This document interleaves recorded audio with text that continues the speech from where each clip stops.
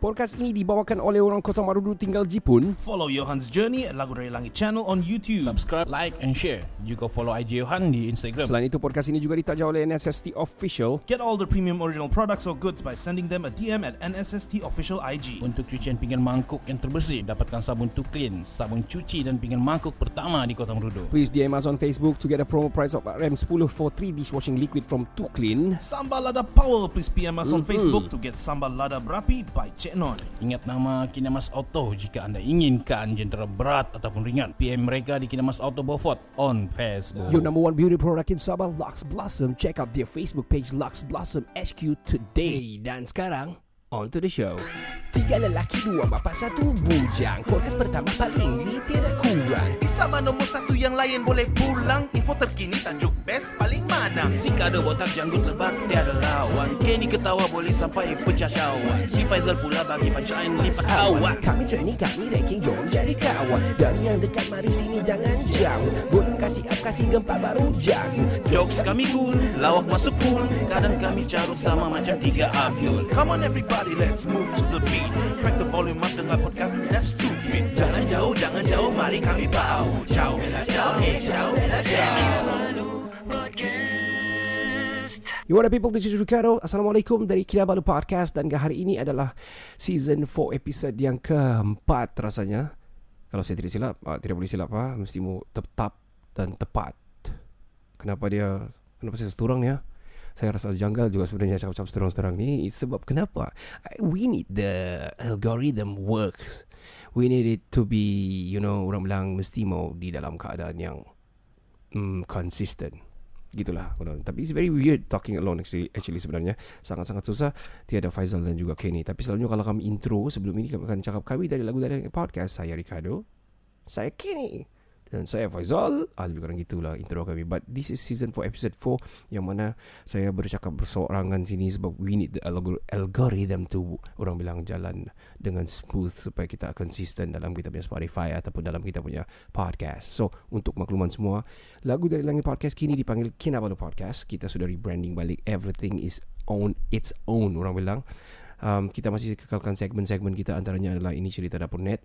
Dan ini juga adalah segmen yang saya akan bercakap seorang dan akan kamu boring, tapi you will stick on together. Please don't go anywhere, listen to my podcast. Alright, hari ini sebelum kita mula apa kita mau tajuk kita hari ini, kita mau cakap pasal info-info yang terberlaku saja sebenarnya di sekitar kita, what is happening around Kota Marudu, Sabah, dan of course the whole globe lah, apa yang berlaku. Throughout the podcast, saya akan bercakap bahasa Inggeris yang saya tahu it's not something that you can understand lah, yang kamu boleh faham. Mungkin grammar sana tunggang langgang juga sikit-sikit, but anyway, I don't give a damn, orang bilang kan, Pak. Kita akan mulakan dengan podcast yang pertama ataupun subjek kita yang pertama. The new variant ni, atau orang panggil varian Lambda ni, disifatkan sebagai ancaman terhadap spesies manusia.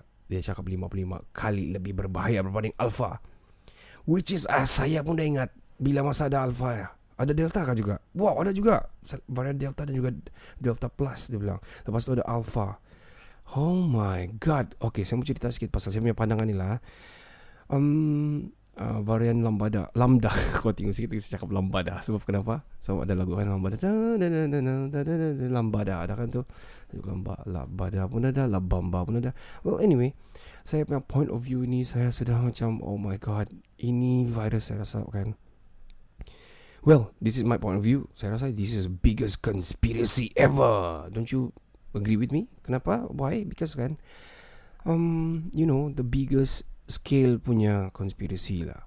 People, human made punya virus. Bukan saya anti-vax ataupun anti kepada vaksin ataupun kepada real things what is happening right now. Memang betul COVID-19 is real. Memang betul dia adalah real. Tapi dia adalah buatan manusia. Itu pandangan saya lah. Kenapa dia mau buat? Banyak orang cakap, jadi kenapa nak orang bunuh semua orang ni? Kenapa? Well, talking back to the Freemasons or Illuminati or all these conspiracies yang berlaku, yang New World Order ni, probably mungkin diorang mau ini berlaku secara big scale, dan ini sudah berlaku pun, yang mana kita macam kita sudah dikawal, macam kita dikawal oleh manusia pula saya rasa kan, because apabila ada penyakit kita perlu vaksin, dan vaksin ini dicipta oleh manusia, dan vaksin ini dalam paling tercepat di dunia lah orang cakap kan.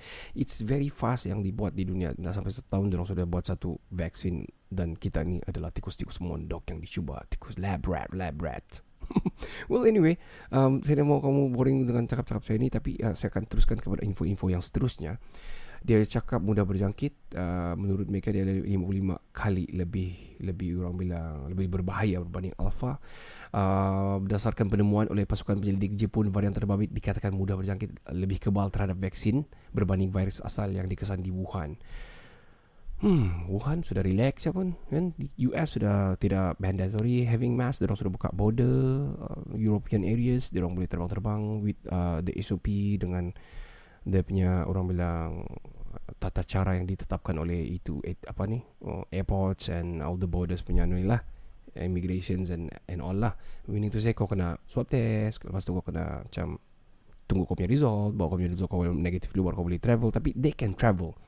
I watch EF Theory on YouTube, diorang travel making content here and there outside America, which is kita masih belum, dan kita punya kalau peratusan kenaikan tu kita lebih tinggi. Oh my god. And recently saya dapat satu ni orang bilang statistik lah kan. Di statistik kind of like killer juga. Dia punya tajuk ni statistik bertajuk What Does the World Worry About, dia bilang. So nation's biggest concerns by share of respondents naming them in selected countries in percent, dia cakap kan. And top, kalau kamu tahu siapa, ini out of 10 lah diorang bagi yang top 10. Malaysia, okay. 76% are worrying about coronavirus. And number 2 is Sweden, and it's not about virus pun. It's about crime and violence. South Africa worried about unemployment. Japan takut, Japan about coronavirus juga, 59%. Lepas tu kita ada Russia worrying about poverty instead of coronavirus. South Korea, Russia bahkan besar, patut dia worry about coronavirus lah, but dia worry about something else. South Korea coronavirus juga, but Mexico crime and violence, Colombia corruption, Italy and employment, and paling bawah kalau kamu tahu nombor 10 crime and violence is United States of America. They are not worrying about coronavirus. See, cuba kamu fikir bah, dia orang ada billions of orang bilang peoples. Dia orang dah takut pasal coronavirus pun, they are worrying about other things. Dan yang dia orang risau tu kan pasal crime and violence, 33% ya. Oh my god. So bukan saya, I don't want to make fun out of this kan, bukan mau making fun ke, kamu percaya tidak percaya, it's up to you guys. Ini sangat subjektif, adalah masing-masing punya pendirian. Tapi itu pendirian saya. This is a man-made virus, and to I don't know lah, kalau kamu pernah baca New World Order, they wanted to have the people yang lives in this world, orang-orang terselektif yang selected. Na'udzubillah min zalik. We are worrying about that jugalah. Macam mana pula virus tu boleh pilih siapa yang dia mau, and siapa yang berkekal dan tidak tahan. But okay, I'm going to leave through that one, but I'm going to carry on to the next one. Recently the passing of Allahyarhamah Siti Sarah. Saya and our podcast sangat-sangat orang bilang bersimpati dan juga mengucapkan takziah kepada keluarga Siti Sarah. Al-Fatihah buat dia, mohon dibaca. Saya sudah baca banyak kali juga, sebab wife saya sudah, I think this is the 3rd days ke 4th days ke, dia sudah keep on orang bilang tengok Shuib punya Instagram, dia punya live and the story. Dia nangis for a few days. So betul-betul hari ini ada kurang sikit, tapi dia cakap saya mau sambung lagi tengok. Dia betul-betul terkesan lah, bukan saja kepada wife saya, tapi I think berkesan kepada saya, kepada seluruh Malaysians. And baru-baru ni saya baca dia punya news sudah sampai PGE News, pergi BBC, pergi CNN, Asian News. So it was like macam it hit lah, it struck lah kita kan. Dia macam Shuib cakap juga dalam live dia, COVID-19 is real. For me it is real. Get yourself vaccinated, dan itu betul juga. Dan ada juga anti-vaxxer yang mana diintroduce kepada ramai orang untuk jangan percaya kepada vaksin ini. Well, itu pun subjektif juga. We are worried because banyak juga kes yang sudah ada 2 dos tapi masih begini, tapi begitu, tapi begitu, tapi begini.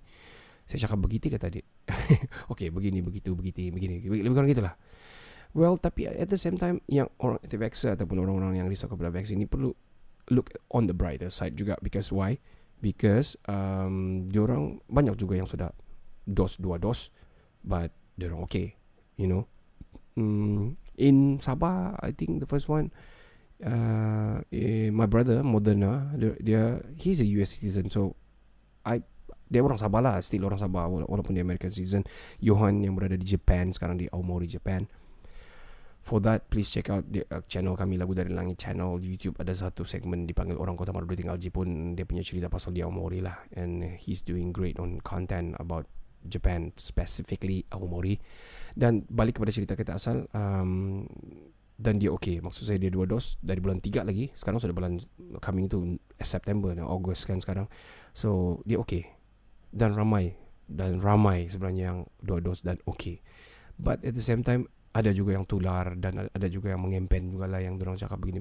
But we don't want to have that. Please have, orang bilang finger cross lah. Kita kena ingatlah juga yang apa ni orang bilang, ajal itu di tangan Tuhan, betul kan? Okay, gonna carry on with this. Talk about what is happening lagi selain daripada Delta and all ni. Okay, ada suara tak sepadan dengan muka. Okay, my sources ni ada a few actually, info semasa, special or official, daripada Vocat and many more, Cosmo, Berita Harian. But it's not my own lah, yang saya baca dan saya simpan lah, to update you guys lah. Suara tak sepadan dengan muka, dia cakap petani jalan. Ada satu orang bilang di pusat kuarantin ni lah, dia mau merasa saja dia ini gadis, ini perempuan ni dia mau jadi petugas lah. So untuk petugas kau kena swab test lah. So saya tengok lah ada video yang tular ni. Sekali tengok dia scary tau. Dia melata bila kena swab test. Dia punya melata tu sangat-sangat agak scary. Macam suara lelaki. Dia bilang, wah mak kau. Dia bilang begitulah. Saya nak kasih main lah sini. Nanti saya kena royalty pula. Kena cancel pula orang bilang kan. Okay, WHO umum kaji 3 lagi ubat untuk COVID-19. WHO, World Health Organization, Geneva, Pertubuhan Kesihatan Sedunia WHO kemarin mengumumkan 3 ubat baru sedang diuji dalam fasa terbaru ujian clinical solidarity bagi mencari rawatan berkesan terhadap COVID-19. Maksud dia ada ubat lagi yang berkesan. Maksud dia yang ubat sekarang tu berkesan ke tidak? Oh my god. So 3 ubat. So okay. Jangan kita silap lah. Saya mungkin silap juga. Ubat maksudnya mengubati lah kan. Kalau vaksin is mencegah kan. Well, dia dipanggil 3 ubat ini artesunate, imatinib dan infliximab. Akan diuji terhadap pesakit COVID-19 yang dimasukkan ke hospital di 52 buah negara yang terlibat dengan program Solidarity Plus. Okay, ni yang orang bilang volunteer lah mau kasih tes ni. Oh man, god, scary. But anyway, kita harap ada ubat lah for this. Kita really hope so. Well, cerita pasal wabak ni sebenarnya di Bible pun pernah keluar, di Quran pernah keluar wabak yang akan keluar. Orang bilang one world disasters ni kan pernah keluar. So kita tidak boleh menidakkannya. Bukan kita menidakkan pun sebenarnya, kan sedang berlaku pun. Well anyway, saya tidak mau jadi macam baca berita ni, because the first, orang bilang first, apa the right word mau cakapnya, the first discipline of podcast is not to have a radio station on your podcast. Jangan kau buat macam radio, bro. Okay, kita akan teruskan. Wanita sibuk bergosip sebabkan 100 buah rumah hangus terbakar di Jakarta. Ni berlaku. Berpuluh-puluh buah rumah hangus terbakar di Makassar, Indonesia, gara-gara salah seorang penghuninya sibuk bergosip dengan jiran tetangga. When I look at the videos kan, okay, kalau dia bilang cerita dalam sini ada 95 anggota, 22 jentera bomba datang turun. Dia nak kasih tahu berapa, tapi dia cakap berpuluh-puluh rumah yang rosak. Sebab dia bergosip, mungkin dia tengah masak or what, saya tidak baca lah panjang-panjang ni. Oh my god, man. Lebih berpuluh-puluh rumah. And I watched the video, it was worse, man. It's dia memang teruk lah. So moral of the story, kau jangan bergosip. Okay, saya tahu podcaster saya mendengar ni, Faizal dan juga Kenny. I hope you are good, or you guys are doing well. I'm gonna update what is happening to both of us, to 3 of us, yang dimana kamu tiada di dalam podcast ini untuk season 4 episode 4 ini. Saya juga akan orang bilang meletakkan masa. Kita akan bermula pada hari ini. Kita akan bagi parts by parts, di mana kamu boleh hook into kita punya podcast ini tidaklah sepanjang sebelum ini. I hope I can do that. So selalunya Kenny akan buat ni, ambil masa Dan saya akan do all the technicals, and Faizal akan fikirkan about the content. Kut di Roadblock. Tidak cerita panjang, itu headline saya baca. Kita teruskan. Taktik sewa ambulans swasta untuk rentas negeri pulang ke kampung gagal. Taktik 4 individu cuba mengaburi pihak berkuasa dengan menggunakan khidmat ambulans swasta bagi merentas negeri untuk pulang ke kampung gagal apabila mereka ditahan di sekatan jalan raya SJR di kampung Tanjung Belenggu di sini semalam. Nah kan, di Roadblock. So, tak payah baca panjang lah. Kalau kamu sewa, bos kamu sewa helikopter lah supaya kamu beli nasi ganja. Well anyway, kita teruskan. Seorang gadis agung merentas negeri semata-mata melakukan perbuatan terkutuk bersama teman lelaki baru dikenali seminggu lalu. Wow, my god man. Kau sanggup merentas negeri untuk beradu asmara gitu. Aha. Dan kena tangkaplah. Kalau dalam gambar ni memang adalah polis masuk apa semua. Oh my god. Okay. Orang sangat desperate sudah sekarang ni sebenarnya. Not only them. Well, okay, kita teruskan. Tonton video cara membuka akaun simpanan di CIMB Bank secara online. Oh, now you can open an account di CIMB melalui online saja, which is good. You don't have to go to the bank. I think we should start that lah. Negara luar sudah start lah. Kau buat online account sendiri. Of course lah, ada validation yang perlu dibuat, perlu ada documentation yang perlu ada deposit and everything. Baru dia, lepas tu dia lulus lah. Bila dia lulus, it's like that. Daripada kau pergi lagi sana baris lagi and everything kan. This is actually very very good lah. Congrats to CIMB. I'm not paid to do this, but if you hear, any of you listeners here or heard this, call kami. Mari kasih sponsor kami punya podcast. Okay, I'm gonna carry on. This is happening in Houston, Australia. Hopetown. I don't know how to pronounce this. HOPE. Hope, of course. TOUN. So, Hopetown. I don't know. It is in Australia. Seorang remaja dari Australia merakamkan imej gumpalan awan kelihatan seperti satu wajah menakutkan, lapor portal berita Mail Online semalam. Remaja rakam imej imej awan berwajah syaitan rajim. Syaitan rajim. Okay. Saya tengok video dia, memang nampak juga lah. Tapi saya nampak macam Joker pula. Sebab kalau syaitan dia mesti ada tanduk. Tidak ada tanduk pun. Tapi it's a cool picture lah. It's a very cool picture. Kamu boleh Google ni lah. Kamu try Google and look. Jarvis Smallman, 14 tahun saja umur dia. Happening in Hopetown, Australia. Correct me if I'm wrong. Alright, seterusnya, manusia bakal berperang dengan makhluk asing menjelang 2025, dia bilang. Di London ni, seorang individu yang mendakwa dirinya merupakan penggambaran masa dari tahun 2714. Ui, good. 2714. Wow, berapa ratus tahun kau boleh mengembara masa ni biar betik. Peristiwa itu menurutnya akan menjadi permulaan kepada satu peperangan yang akan tercetus pada tahun 2025. So, sekarang 2021. So, another 4 years ada satu peristiwa lah yang akan bermulanya dan akan berperang dengan makhluk asing, dia bilang. Ini tidak mau baca lah. Kamu tadi salah. Okay, saya baca sikit lah. Dia bagaimanapun tidak menjelaskan secara terperinci mengenai perang Nozick. Dia panggil perang Nozick. Kamu Google tu, coba tengok di YouTube, ada sudah perang Nozick. Namun mendakwa perang tersebut bakal bermula pada tahun 2025. Alright. Okay, carry on. Enough of that. Tak cucuk tapi ada sijil vaksin. Ini viral bro. Dia belum cucuk vaksin pun tapi dia ada kekem. Tak cucuk tapi ada sijil vaksin. KKM kenal pasti aktiviti penjualan sijil vaksinasi. Sudah ada mula orang jual sijil vaccination. Oh my god, kamu membuat lawak apa ini bro? Mayat duda wanita ditemukan tergantung. Mayat seorang duda dan wanita memakai gelang merah di Langkawi ni kedah. Memakai merah jambu ditemukan dalam keadaan tergantung di rumah masing-masing dalam keadaan berasingan. Oh, berasingan. Saya ingat, apalah headline kamu mau bagi ini? Come on lah. Headline bagi begini, mayat duda, wanita ditemukan tergantung dalam masa yang sama di rumah yang berlainan. I thought diorang ada apa-apa, mayat duda. Lepas tu ada wanita. Apalah kita fikir kan? Alright, seterusnya. Sebelum pembentukan Malaysia. Man, this is great. I'm going to do a content about this on a video specifically. Tapi saya akan cakap-cakap sikit lah.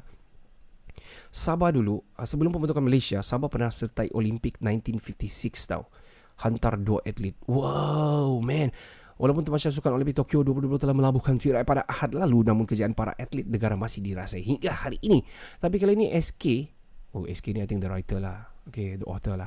Nak kongsikan satu fakta menarik kepada korang semua tentang negeri Sabah pernah menyertai Sukan Olimpik pada satu ketika dulu, dia bilang. It was sebelum bergabung Malaysia pada 16 September 1963 di bawah naungan kerajaan Brunei, dia bilang. Okay. Pernah menyertai Sukan Olimpik 1956. Dia masih lagi, waktu tu Sabah dikenali sebagai Borneo Utara, dan Olimpik itu dibuat di Melbourne, Australia. Wow, man, let me just carry on. Tak payah panjang-panjang, saya mau tahu siapa. Okay, who's the name? Datuk Gabo Piging dan Datuk Sium Diao, kedua-duanya menyertai acara lompat kijang. Wow, man, Gabo yang ketika itu berusia 24 tahun berada di kedudukan 24 dengan jarak 14.55 meter, manakala Sium Diao berusia 21 tahun menamatkan saingan di tempat yang ke-28 dengan 14.09 meter. When I look here, when I read on, bila saya baca ni, read this, the macam articles ni kan, ada note Borneo, dia tulis Olympic Committee. Wow, ada gambar juga tau. Ada gambar si I think one of them lah, Gabo Piging and Sium Diao. Oh my god, Datuk Sium Diao. Okay. Wah, dia Datuk sudah lah sekarang. Or mungkin sudah pass away. I don't know. I think so. Probably lah. 56. Dia sudah 21 umur. Sekarang sudah berapa umur kan? Well, thank you very much for this sharing, guys. I'm gonna carry on with the other subject right now. Info semasa yang berlaku lagi. Lelaki ini kongsikan cara mudah kesan pencuri wifi. Tak perlulah menggunakan aplikasi banyak. Saya can just cari di YouTube. Ada banyak orang cara-cara ajar ni, all this stuff. I'm gonna carry on juga. Alamak, ini sangat sedih. Ini berlaku di Shah Alam. Dia ni sukarelawan urus jenazah COVID-19. Dia bilang tempuh hari paling sukar, sebab dia ni bertugas dalam yang kebumikan jenazah lah. Dan paling sukar kali ni dia terpaksa kebumikan ibu dia sendiri. Dia bilang meskipun sudah lali menguruskan jenazah pesakit COVID-19, saban hari semalam adalah hari yang berbeza dan sukar dilupakan oleh Abdul Razak Nordini apabila perlu mengebumikan jenazah ibunya sendiri yang meninggal dunia akibat wabak itu. This is very sad lah. Oh my god, man. Saya nak sambung lah. Kita carry on. Wanita dijal gara-gara baca mesej telefon bimbit suami. Wanita dijal gara-gara baca mesej telefon bimbit suami. Oh my god. Ras Al-Qaimah Emiriyah Arab Bersatu UAE. Seorang wanita diperintahkan mahkamah untuk membayar wang pampasan berjumlah 8.100 dirham ataupun 9.326 ringgit kepada suaminya selepas didapati bersalah mengintip perbualan pribadi lelaki berkenaan. Oh man. Okay, I think they got a fight and caught into a fight and then they went into a trial di court lah kan. Lepas tu dong cerita-cerita begini. So ada orang gunakan all fakta-fakta dan juga akta-akta menyebabkan perempuan itu disuruh bayar lah. Kamu cari lagi Google sendirilah. Semua pun saya suruh Google. Macam mana lah saya mau bagi info. Okay, I'm gonna read on.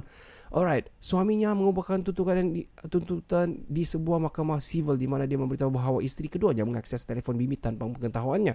Selain itu, wanita tersebut didakwa berkongsi perbualan antara dirinya dan istrinya, istri pertamanya, dengan anaknya yang kedua-duanya tinggal di luar negara. Lelaki itu mendakwa tindakan tersebut menyebabkan dia terpaksa mengeluarkan perbelanjaan kerana perlu pergi ke luar negara untuk memujuk isteri pertamanya pula.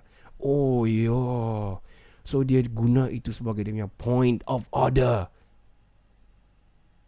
Point of order. Yang berhormat, duduk yang berhormat, tarik balik. Mangsa turut memberitahu bahawa dia kehilangan pekerjaan disebabkan masalah itu, justru meminta wang pampasan berjumlah 25,000 dirham, iaitu 28,784 untuk kerugian kewangan, kerosakan moral serta pelanggaran privacy. Nah kan, cek punya phone. Kau nak pergi cek phone lah. Kalau kau sorry, mungkin ada pendengar saya yang isteri kedua. Saya faham tu. But when you are attached into this situation, you commit to the situation, you have to understand. Alright. Mesti ada yang bini-bini beranu, siapa suruh kahwin tu? Well, kita tidak tahu ini benda, ini barang. Okay, ada orang yang begitu. So faham je lah. Carry on. Okay. Ada orang ada kan kamu nampak orang-orang yang tulis saya sudah divaksin tu kan. Hari tu saya buat lawak lah, saya post di grup sekolah saya pergi edit tu tulisan saya sudah divaksin kan, saya tulis saya makan ikan masin. Jok paci-paci. Kamu boleh ketawa sekarang. Okay, the punchline is there. Sudah. Okay, Detektif Conan derita kanser meninggal dunia. Oh my god. Okay, Kuala Lumpur, Zairani Sarbini yang meminjamkan suara bagi watak animasi penyiasan terkenal Detektif Conan mengembuskan nafas terakhir di samping keluarga di kediamannya Damansara Damai hari ini. Artis Ali Suara ini berusia 48 tahun, derita kanser cervix, meninggal dunia pada 3.30 petang. Okay, Al-Fatihah buat Zairani Sarbini. Suara dia ni siapa yang tidak kenal, semua yang peminat manga lah ni kan. Manga juga ni kan dipanggil manga lah kan di TV Conan ni. Ataupun anime. Manga anime sama kah? Panik nak tahu fakta tapi mau cakap-cakap di podcast. Itu sih saya punya pengetahuan, so kamu terima salah. Tapi anyway, manga kah dia, anime kah dia, tapi dia meninggal dan saya sangat melekat lah kalau kamu cakap pasal Detektif Conan, mesti kamu ingat suara dia kan. Tidak, kita perlu tidak boleh ikut lah. Kalau Nobita saya boleh ikut. No, Doraemon. Biar betul Doraemon. Biar betul Nobita. Kita gunakan pintu suka hati. And a few more saya boleh try sebenarnya. Impersonate. Okay, 15 tahun tidak bersetubuh dengan suami selepas okay, saya cakap balik dia punya headline. Kita ada masalah lagi. Okay. 15 tahun tidak bersetubuh dengan suami selepas alat sulit dibuang. Oh my god. London. Okay. London. Seorang wanita mendedahkan bahawa dia sudah 15 tahun tidak menjalinkan hubungan intim dengan suaminya setelah alat sulitnya dibuang dalam satu pembedahan. Oh okay. Ini actually sebenarnya bukan lelaki yang... Oh, saya ingat lelaki tu yang kena... saya ingat lelaki kena potong. Okay, ini bukan cerita lawak. Okay. Don't laugh there. Okay, stop. It's actually a sad story.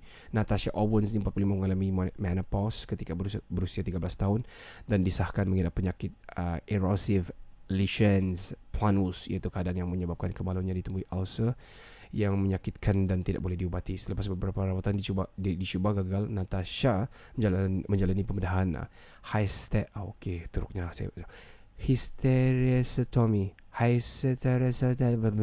Tapi ada Tommy lah di Hospital Bonita Liverpool pada Disember 2017 kerana vaginanya dipenuhi darah dan sumbat. Aduh, kesian dia. Namun pada 2019 doktor berjaya mengeluarkan darah tersumbat itu dan wanita menjalankan vasectomy penuh, menjadikan dia hanya memiliki vagina sebesar 2 cm. Natasha berkata biarpun tidak mampu menjalani hubungan seksual dengan suaminya Damien, dia berkata perkawinan yang dimana tetap utuh. Dia tahu keadaan saya bukanlah kerana saya tidak mahukan dia, tetapi saya tidak boleh. Saya sudah biasa hidup begini dan saya tidak akan membiarkan perkara itu menentukan siapa saya sebenarnya. Okay.